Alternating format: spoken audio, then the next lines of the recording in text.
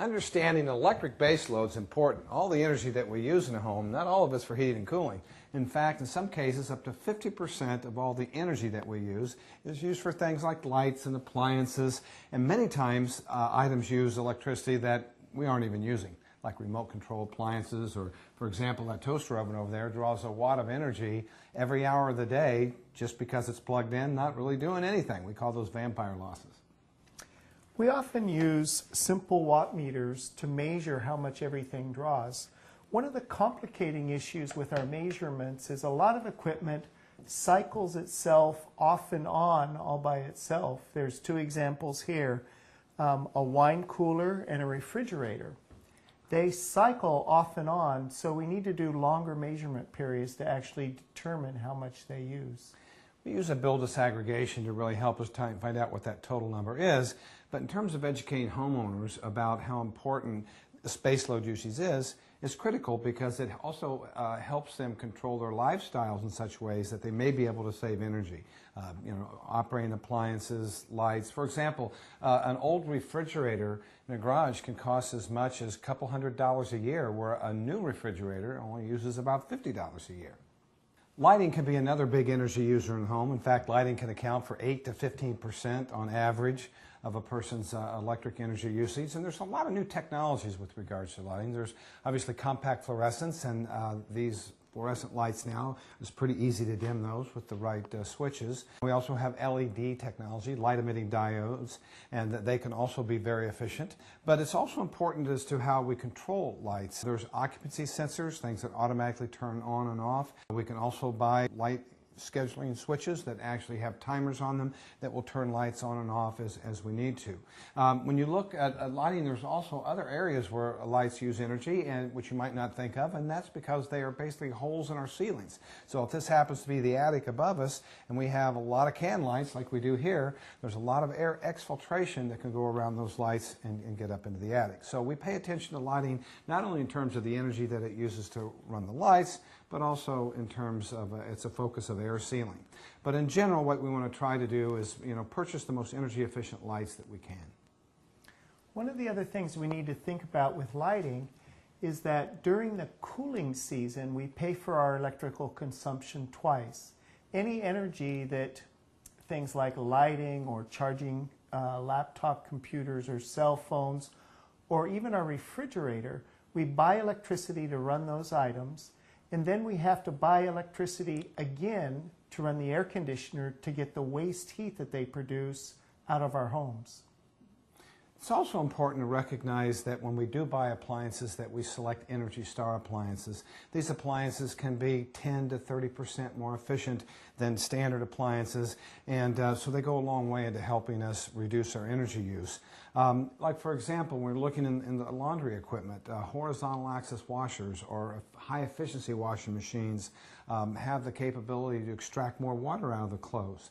The average family does about 400 loads of laundry a year, and so that's a lot of energy that we spend just drying clothes. So being able to extract more water out can really reduce our clothes drying energy use considerably. So even in the laundry, there's opportunities to save tremendous amounts of energy. I think probably it makes some sense too to think about entertainment equipment. We actually did some infrared thermography on this TV equipment, and you'll notice here that the television is not even on, but look how much heat is being generated by the stereo equipment as well as the television cable box.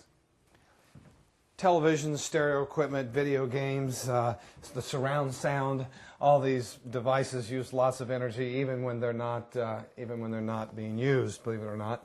Matter of fact, as you look at this infrared image of this stereo cabinet, you can just see how much heat is generated from all these devices in here. There's a video game, there's a cable box, there's a stereo amplifier, a DVD player, all the typical things that we have. And you can see here by the heat that it's using lots of energy. And one of the bad things is it's all complete waste. You know, the TV's off, it's just generating heat and not doing us anything good. So that is one issue that we always look for during our assessments, is we look for these wasted areas. And it's not just entertainment systems. When we think all the different places in our homes where we have computers, we have video games, we have stereos, we have fax machines and scanners and copy machines that we have in home offices. All these devices are using energy even when they're not turned on. They have some power draw. So I think one interesting solution is to take by power strips. You plug everything into a power switch, and then you can just turn that power switch off, and it disconnects everything at once. They even have smart power strips.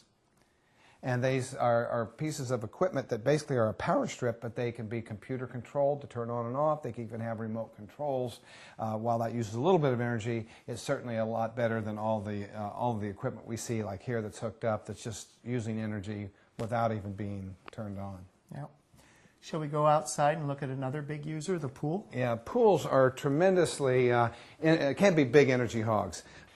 Homes that have pools, the pools can easily be the second or third largest energy user in the home. A lot of people aren't aware of just how much energy pools use. And pools use energy in a number of different ways. One, we have to filter the water, and so pumping water requires a lot of energy, a lot of electricity. Second area is heating the pool. So not having a pool cover is a big deal. And then finally, the lighting energy that used to light. Typical pool lights are about 500 watts, and oftentimes they run several hours an evening. When we talk about filtration energy, though, that's really where there's a great opportunity to save lots of energy. This pool is a great example of a retrofit. A typical pool like this one would have a 1.5-horse motor. So the total wattage when the sweep or the cleaner was running, as well as filtering the water, was almost 3,500 watts. Well, that's several kilowatt hours a day, and that adds up to be well over $150, $200 a month just to keep your pool going. So retrofitting this with a variable speed, electronically controlled permanent magnet motor really reduces that wattage. So we went from 3,400 watts to 650 watts when the pool was cleaning, and then just for filtration we went from almost 2,100 watts down to 220 watts. There's so many things to consider for a home performance contractor when he looks at a pool. So pumping is one thing. One of our common solutions is a pool cover. This pool is an irregular shape, so very difficult to use a pool cover on, but pool covers help with evaporation, heating, cooling costs, chemical use, and just keeping the pool clean. Another often overlooked area with regards to base load is outdoor lighting. It's really important that we have the proper lamps for outdoor lighting that can be much more energy efficient, as well as our control strategy. We don't want to leave lights burning all night long, so whether we have landscape lights that are low voltage or whether we have porch lights, we want to make sure that they have a control system where these things only come on as needed. A home performance contractor has to pay attention to all the base load issues. Things like pools and outdoor lighting aren't a thing he's used to paying attention to, but he has to.